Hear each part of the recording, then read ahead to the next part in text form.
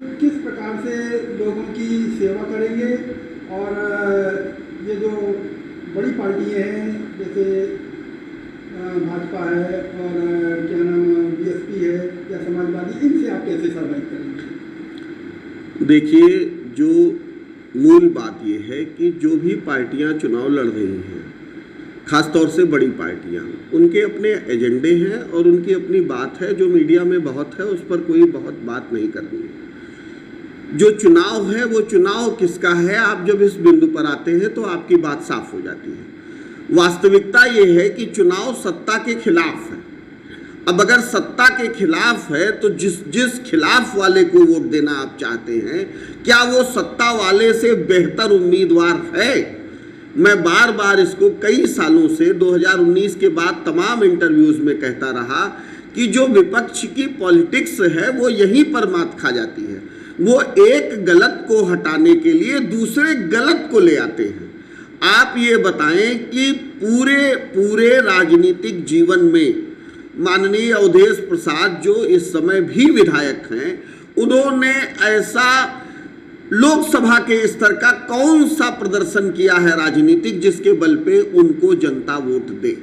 ये जनता की बलिहारी है कि वो बड़ों की ओर आशा भरी दृष्टि से देख रही है, जबकि वास्तविकता ये है कि जो इस देश के सबसे बड़े माने जाते हैं उनके कुकर्म बारी बारी से उजागर हो रहे हैं। वो मुंह छिपाते हुए फिर रहे हैं। ले देकर बात फिर से राम मंदिर पे आ रही है। 10 साल के शासन में कुछ भी बताने का उनके पास नहीं है। विपक्ष को यहां से एक आदर्शवादी आदमी उतारना चाहिए था। उनके यहां नारा क्या लग रहा है जानते हैं? नारा लग रहा है कि न मथुरा न काशी, अवधेश पासी। अब आप ये बता दीजिए कि उसी बिरादरीवाद पर ही तो आ गए अवधेश। उनके पास बताने के लिए कुछ नहीं है, 4 कदम में हाँफने लगते हैं। लल्लू सिंह के खिलाफ उनको सांसदी लड़ाने का कौन सा औचित्य था? क्या कल पूरी पार्टी के पास कोई आदर्शवादी नेता ही नहीं था?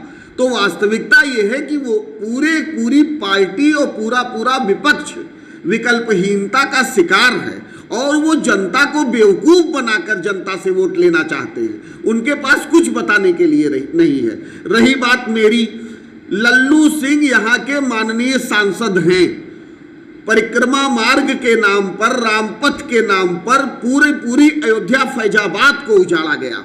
3 साल अयोध्या तिरपाल के नीचे लोग रहे। इस आदमी ने कोई एक धरना प्रदर्शन किया कि लोगों को सही मुआवजा मिले? इस आदमी ने कोई एक लड़ाई लड़ी? कोई एक विकास बता दीजिए। सांसद निधि का वो काम जिस पर उनको बाकायदा कमीशन मिलता होगा, उन कामों के अलावा कौन से विजन पर काम किया है आदरणीय सांसद महोदय ने? आपको ये सोचना हो जाए। जरा से बगल में आप रुदौली विधानसभा में चले जाइए, जरा से बगल में आप दरियाबाद विधानसभा में चले जाइए। बीकापुर और मिल्कीपुर तो आपके शहर के हिस्से हैं। अयोध्या में नगर माना जाता है, लेकिन लोकसभा तो 5 विधानसभा को बनाकर मिलती है। उन बाकी विधानसभा के लोगों के जीवन में कौन सा अच्छा काम कर पाए हैं आदरणीय सांसद महोदय, या फिर जो विपक्ष में लड़ रहे हैं आदरणीय अवधेश प्रसाद जी? दोनों लोगों का एकमात्र काम है कि अपनी पार्टी के गुलाम के तौर पे चुनाव लड़ना है, और पार्टी चुनाव जितवाएगी तो फंड बोनस और पेंशन का आनंद लेना है। बाकी उनका जनता के सरोकारों से कोई लेना देना नहीं है। आपकी क्या योजना है जीतने के बाद? हमारी जो सबसे पहली योजना ये है, जो सबसे पहली योजना है, जो आम आदमी है, जो हमारे दरियाबाद विधानसभा का है, हमारे बीकापुर विधानसभा का है, हमारे रुलौली विधानसभा का है, उसके जीवन में कौन सी हम सहूलियत दे दें। आप जानते हैं, कहने को तो फैजाबाद अयोध्या एक ब्रांड सिटी के लेवल पर पूरे विश्व में है, लेकिन यहाँ के किसानों के पास भंडारण के लिए कोई सामुदायिक व्यवस्था काम नहीं करती। उनका अनाज आवे तो वो औने पौने दाम पर तुरंत बेचे, उसका बाद में वो कोई लाभ नहीं ले पाते। क्या यहाँ के 10 साला सांसद महोदय को इस विषय पर बात नहीं उठानी चाहिए थी?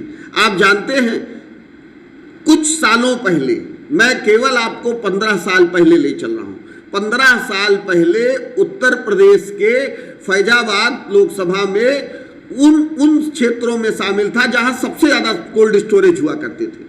आप जानते हैं अब आपके शहर में गिनती के कोल्ड स्टोरेज है। सारी आयातित सब्जियां यहां पर आती हैं, लिहाजा उनके भाव ज्यादा हैं और लोगों को खरीदते खरीदते उनकी कमर टूटती जा रही है। तो जो यहाँ का विकास से मतलब ये है कि यहाँ का जो आदमी है, फैजाबाद का जो लोकल आदमी है, उसके जीवन में कौन सी सहूलियत आवे। जो रामपथ बनवाएंगे आप, उससे कौन सी सहूलियत आने वाली है। बाहर का बहुत बड़ा तबका आ जाए यहाँ दर्शन करने। क्या अयोध्या के और मंदिर नहीं हैं?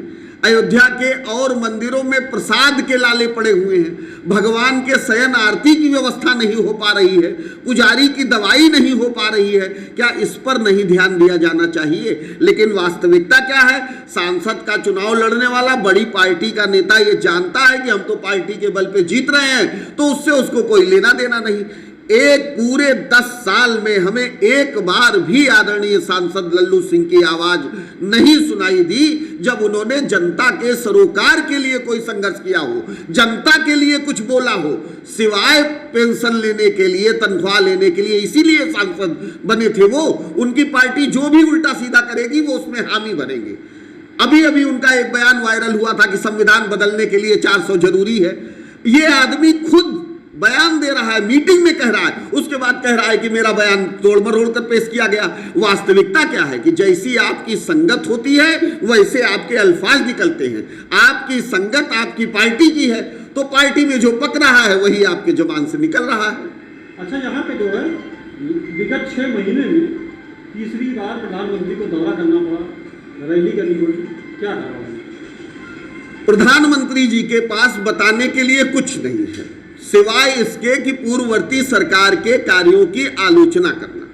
वो 10 साल के शासन पे अपनी कोई खूबी बता नहीं पा रहे हैं। वो ये जानते हैं कि एक ऐसे राम मंदिर जिसका निर्माण कार्य 10% से ज्यादा पूरा नहीं हुआ था, पूरे हिंदू सनातन परंपरा के चारों शंकराचार्यों ने जिस राम मंदिर प्राण प्रतिष्ठा कार्यक्रम का बहिष्कार किया, उसको इस सरकार ने राजनीतिक आयोजन का रूप देकर कराया।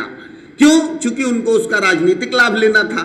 और प्रधानमंत्री मोदी पूरी तरह से दागदार हैं, गुनाहगार हैं। वो ये जानते हैं कि अगर सरकार बदल गई तो उनका क्या होने वाला है। इसीलिए वो बार बार 400 पार 400 पार का नारा दे रहे हैं। वास्तविकता क्या है? आज नहीं 10-5 साल भारतीय जनता पार्टी सत्ता में और भी रह ले तो भी वो 400 पार नहीं कर सकती। जिस बच्चे को फर्स्ट लाना होता है उसको कहा जाता है कि तुम बेटा टॉप करना। जब टॉप करने को कहोगे तो वो फर्स्ट आ जाएगा। ये 400 इसलिए चिल्ला रहे हैं ताकि इनका 273 वाला जादुई आंकड़ा छू ले, इनकी पूरी चूले।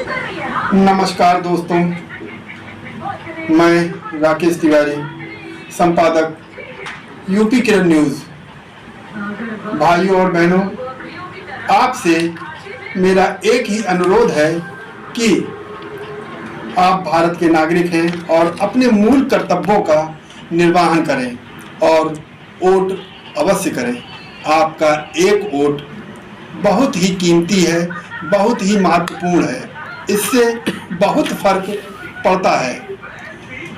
आप देश हित में अपना बहुमूल्य वोट देकर देश हित में एक योगदान प्रदान करें और उस दिन, जिस दिन आपके ज़िले में वोटिंग हो, उस दिन आप वोट अवश्य करने जाएं और देश हित में अपना योगदान अवश्य प्रदान करें। नमस्कार।